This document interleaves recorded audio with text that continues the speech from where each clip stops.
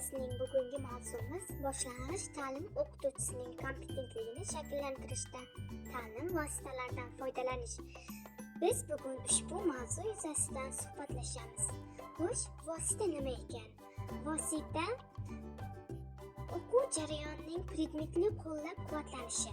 Vositalarga o'qituvchining nutqi, keng ma'noda uning mahorati, darsliklar, sinf jihozlari va boshqalar kiradi. Ta'lim vositalari esa o'quv jarayoni tashkil etilishi va o'tib borishini ta'minlaydigan xilma-xil o'quv jihozlaridir. Vositalar 3 ga bo'linadi. Birinchisi didaktik vositalar. Inson qo'li orqali yaratilgan vositalar didaktik vositalar hisoblanadi. Masalan, tarqatma materiallar, bukletlar, maketlar, ko'rgazmali qurollar, kitoblar va hokazolar. Texnik vositalar inson qo'li orqali yaratiladi, lekin texnika orqali namoyish etuvchi vositalarga aytiladi.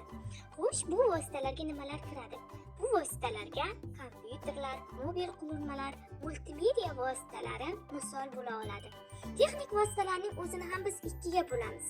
Birinchisi multimedia vositalari. Ovoz kuchaytirib beruvchi vositalarga aytiladi. Masalan, kolonkalar, mikrofon, naushnik, elektron doska, video kartalar shular jumlasidandir.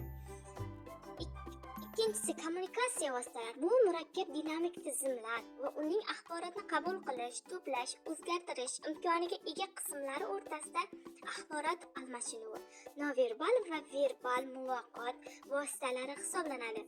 Pedagog vositalar kompyuter texnologiyalari yordamida o'quv jarayonini qisman yoki to'liq avtomatlashtirish uchun mo'ljallangan didaktik vosita hisoblanadi. Ular ta'lim jarayonining samaradorligini oshirishning istiqbolli shakllaridan hisoblanadi. Pedagog dasturiy vositalarning ham quyidagi turlarga ajratish mumkin. Birinchisi, o'rgatuvchi dasturlar. Bunga o'quvchining bilim darajasi va qiziqishlaridan kelib chiqib, yangi bilimlarni o'zlashtirishga yo'naltiradi. Ikkinchisi, test dasturlari. Bu egallangan bilim, malaka va ko'nikmalarni tekshirish yoki baholash maqsadida qo'llaniladi. Mashq qildirgichlar avval o'zlashtirilgan o'quv materiallarini takrorlash va mustahkamlashga xizmat qiladi. O'qituvchi ishtirokida verbal muloqotda qo'llaniladi. Shu bilan bizning bugungi mavzumiz bo'yicha beradigan ma'lumotlarimiz o'z yakuniga yetdi. E'tiboringiz uchun tashakkur.